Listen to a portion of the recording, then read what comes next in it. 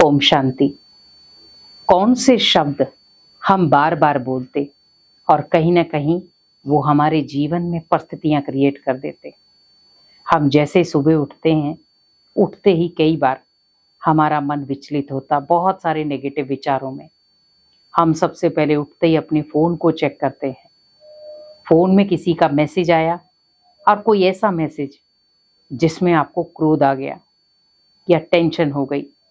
सबसे पहले बड़े प्यार से फ़ोन से पहले आप भगवान से कनेक्टिविटी बिठाएं, क्योंकि जब हम फ़ोन से पहले भगवान से कनेक्टिविटी बिठाएंगे तो फ़ोन में आप कुछ भी देख रहे हैं उसका असर नहीं होगा।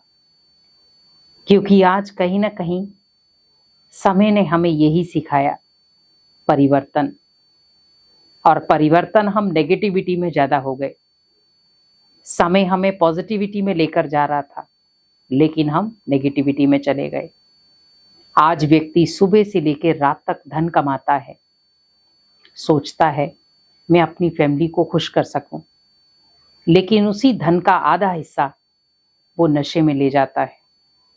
बचा हुआ धन घर लेकर आता है, पर धन से ज़रूरतें पूरी नहीं होती। और जब कोई ना कोई प्रॉब्लम आती है, उसके पास धन होता नहीं, लेकिन फिर भी वो अपने दुखों को ख़त्म करने के लिए गलत चीज़ों का इस्तेमाल करता है। तो क्यों ना हम उन्हीं चीज़ों को हटा दें। हमारे धन में बरकत नहीं होती तो हम बार बार शब्द यूज़ करते हैं, मेरे घर में धन टिकता नहीं या मेरे धन में बरकत होती नहीं। क्योंकि आप जैसे जैसे अपनी कमाई को संकल्प देते जाएंगे वो वैसी बनती जाएगी।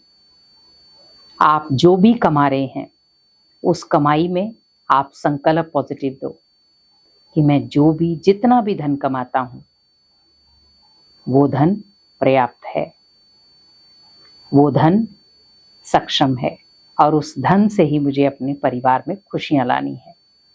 क्योंकि आज हम धन कमाने में ये भूल गए कि कमाना कैसे था। हम बहुत गलत तरीकों से भी धन कमा रहे हैं और वो धन कहीं ना कहीं कोर्ट कचहरी, बीमारियां या इन्हीं चीज़ों में चला जाता है। धन कमाओ पर दुआओं वाला, धन कमाओ लेकिन ऐसा जो दूसरों के काम आ सके। आज सोचिए कि हमने धन कमाया लेकिन किसी के काम नहीं आया। आज आपके पास करोड़ों की प्रॉपर्टी है, धन संपदा है, लेकिन घर में बैठे ही अचानक किसी ने शरीर छोड़ दिया, आप उसे हॉस्पिटल भी लेकर नहीं जा सके। क्या धन काम आया? नहीं। तो भगवान भी हमें कहते हैं वहां काम आती हैं दुआएं। जहां धन काम नहीं आता वहां दुआएं काम आती हैं। लेकिन आज व्यक्ति भगवान को छोड़कर सिर्फ धन के पीछे भाग रहा है। धन कमाना है, पोजीशन कमानी है, स्टेटस कमाना है, लग्जरी स्टाइल कमाना है। क्या ये सुख देने वाले हैं? आज आपके पास महंगी गाड़ी है, एक बहुत बड़ा बंगला है, क्या वो दोनों चीज़ें आपको सदा काल की खुशी दे सकती हैं? नहीं। अगर हम बीमार हो गए तो पूरे घर में किसी एक बेड के ऊपर पड़े रहेंगे। बीमार हो गए तो वही साधन जो आप चलाते थे वो कोई और चलाएगा और आपको हॉस्पिटल ले जाएगा। क्या ये खुशियां दे रहे हैं? नहीं। लेकिन वही अगर गाड़ी कहीं लग जाती, टूट जाती है तो टेंशन का कारण बन जाती है। जहां वो कुछ क्षण पहले खुशी का कारण थी, वहां पर थोड़े समय के बाद वो दुख का कारण बन गई। ऐसा क्यों? क्योंकि धन कमाते समय हम ये भूल जाते कि हमें भगवान को भी समय देना है। धन कमाते समय हमेशा याद रखें कि जो भी मैं धन कमा रहा हूं वो भगवान किसी निर्बल आत्मा के या किसी बेसहारे के भी काम आए। ओनली मैं वो धन अपने परिवार के लिए नहीं, लेकिन मैं उन आत्माओं के लिए भी कमाऊं जो आत्माएं बहुत लाचार हैं। और आप अपनी कमाई का अगर थोड़ा सा हिस्सा भी उन आत्माओं की खुशी के लिए देते हैं तो सोचिए उसमें बरकत कितनी होगी। क्योंकि अगर हमारा हाथ ऐसे है तो हमारे धन में हमेशा बरकत रहेगी। लेकिन अगर हम भगवान के आगे जाकर हमेशा ऐसे खड़े रहते हैं तो धन में बरकत नहीं होती। कहते ना, जितना आप बांटते जाएंगे उतना बढ़ता जाएगा।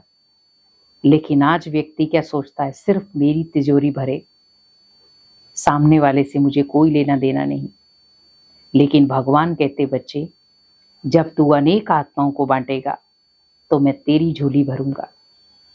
इसीलिए आप देखिए, महालक्ष्मी की हम पूजा करते हैं तो महालक्ष्मी को हमेशा हम इस मुद्रा में देखते हैं। कभी आपने ऐसे देखा? नहीं। तो हमें भी अनेक आत्माओं की सेवा करनी है, लेकिन उस सेवा का मुझे मेवा नहीं लेना है। क्योंकि हम सेवा करते हैं लेकिन साथ साथ में ध्यान क्या रखते कि इसका फल भी मुझे मिले और बहुत अच्छा मिले। भगवान कहते, बच्चे, सेवा करो लेकिन फल की इच्छा ना हो। हम सेवा कर रहे हैं लेकिन फल की इच्छा के साथ, तो वो सेवा आपको बल नहीं देगी। और कहीं ना कहीं जब हमें वो बल नहीं देगी तो हम उस सेवा का कोई फल भी नहीं ले पाते, और अगर मिलता भी है तो बहुत कम। और अगर उसी चीज में हमें दुआएं कनेक्ट कर दी जाएं, क्योंकि सेवा अगर हम धन से कर रहे हैं, तन से कर रहे हैं या मन से कर रहे हैं, हमने तन से की तो तन निरोगी काया के रूप में मिल जाएगा। हमने मन से की तो मन में शुद्ध विचार आना शुरू हो जाएंगे, और हमने अगर धन से की तो धन में बरकत होना शुरू हो जाएगी।